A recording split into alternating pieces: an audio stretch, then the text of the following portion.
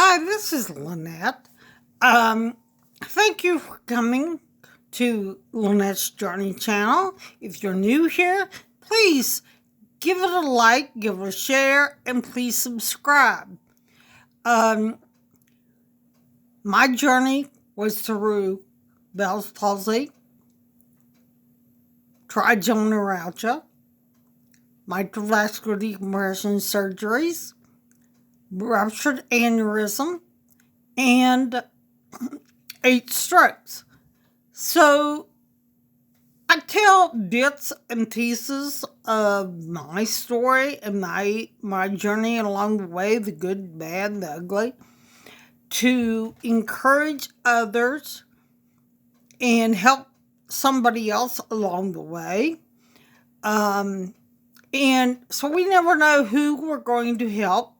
We never know who we're going to encourage. So please, share this video, and you never know who you're going to help.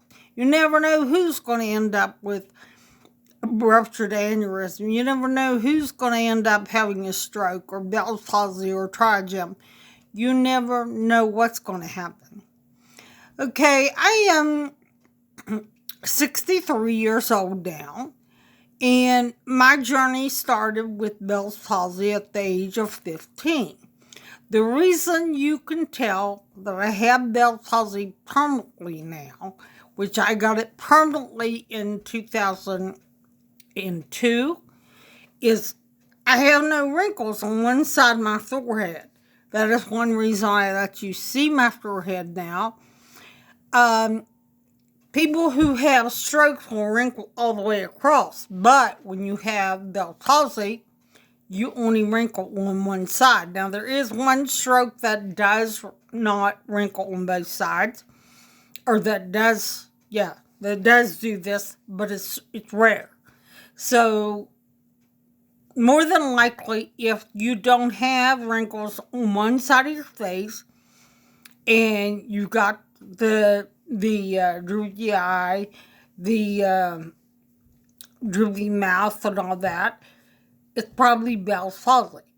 Now, I have had reconstruction surgery in 2014, but I got it when I was 15 years old, the Bell's palsy, the first time. I had no clue what Bell's palsy really was. I think I had seen some older people with it, but definitely not somebody my age. And to wake up as a 15-year-old teenager with your face paralyzed on one side and drooped on one side, you, with the eye not moving, you're devastated. I mean, my world was shocked. And I went to the old family practitioner, which was he was an old doctor, an old time one. He's the one that still would have made house calls. But I went to him, diagnosed me with what I had wrong, and said at that time it was probably from the wind and stuff in my ear, because that's all what they knew. They really didn't know the cause. Now, the 7th cranial nerve is what causes the bells, an inflammation of that nerve. And later, my aneurysm pushed against that cranial nerve, which is the reason I have had it permanently since 2002. Usually your mouth sags. I've had surgery. This is my leg muscle to pull this side up. I also had your eyelid doesn't close. It stays open. This is a gold weight. Down here, this sagged. This is my ear cartilage. So I had several reconstruction surgeries, and at one time I was even sewed shut for 6 months. So I had several reconstruction surgeries, to repair the bells and to give me function back to some of my face. No, I don't have function as far as movement here. There is no wrinkles on this side. Yes, I'm 63 and do not have a wrinkle one on this side, nor will I ever have a wrinkle because of Bell's palsy. Thank goodness I have very few wrinkles on the other side. But the Bell's palsy, less than 200,000 people in the United States have it a year. So it's not something totally common. It's, it's definitely not like flu or something like that. But when you have it, it causes a lot of pain. It can, one of the pain sensors in mine is right here, is right in the eye. It feels like an ice pick is in there. So it does cause different pain. Wind hurts. Cold hurts. It is a nerve damage. So there's things that does hurt it. I ended up having, I wore a patch for years because the eye didn't move, and now I'm totally blind in that eye. So, but light caused migraines bad. I mean, before I went totally blind, the light was going in enough that it was giving me severe headaches. So, and that's part of what you deal with Bell's palsy. I ended up having trigeminal neuralgia, which is also a nerve damage to your face. I do have TMJ. So I ended up with a whole bunch of different things going on with my face. But you go through depression, you go through a lot of emotions because of the way you look. At first, I wouldn't have sat here and told you about it. I wouldn't have let you, I would have covered my forehead and would have never let you see what was going on. I was asked to tell my story because of Bell's palsy. That is why Lynette's journey was started. Because there is so many young people that have it. And how do they deal with it? Well, I was only 15. And I had to deal with it. I had to go to school with a back patch on. At that time, there wasn't, there wasn't the big amount of bulliness that there is today. And, this was in the 60s. So there wasn't the big,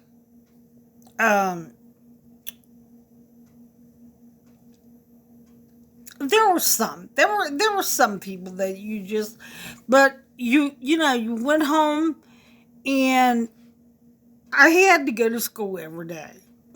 I didn't miss school, and I kept up my farm. I'm a farm kid. I was raised on a dairy farm, so I kept up with the chickens and kept up with my farm chores. But when I would go outside, I would have to wrap my face up. And still to this day, I wore a mask, but masks weren't meant to be worn. But wearing the mask is another thing. When the trigem is hurting in the face, a tight mask hurts. You can't handle it.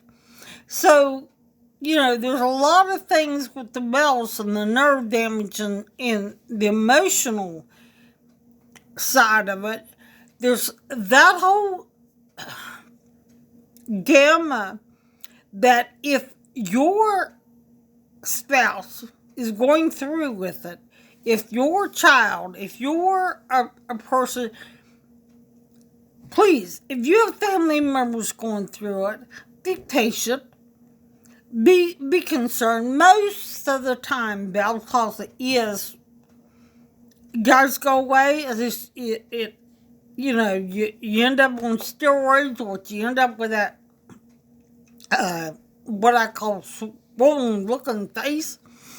You end up with that, but most of the time, the Bells Palsy is not permanent. It's rare that it's permanent. Mine is permanent because of the aneurysm. Is a cranial aneurysm, and it was glued together. So it was filled full of glue, which the aneurysm was laying against that seventh cranial nerve, which causes the bells. It also caused me to be deaf in that ear. But remember, this doesn't make up you. This doesn't say who you are. You are who you are in your heart. And there's many people that cannot see that and won't see it. And I'm sorry it is like that, but it is. There are people that just walk away. They take one look at you and you're ugly. You're deformed. There's a whole gamut of things that negative things people will tell you. But remember, you are who you are here. Let the inside show. Let, your outward appearance. Hey, I'm 63 years old. I don't have no wrinkles on one side of my face. There ain't too many people that can say. One day they're going to be all wrinkled up, and I'm not going to be on one side, and hopefully not too much on the other. But, please don't let what everyone, the shell that everyone, or the ball that they want to put you in, that little cage that they want to put you in, don't let that happen to you. Let's say, hey, I'm who I am. I went through and I still have times around some people that you go through a lot of emotions. There's people that aren't going to treat you the same. But no, God shines. You are who God made you, and God did not make junk. He made you this way. He's letting you go through this for a reason. I'm 18 years out of ruptured aneurysm, and I have to say, I know why. God opened more doors now that I've had the rupture, and since I have started on its journeys, because I will open up and I will say, hey, this is what I went through. And all of it wasn't pretty. All of it wasn't nice. And there are people out there that aren't.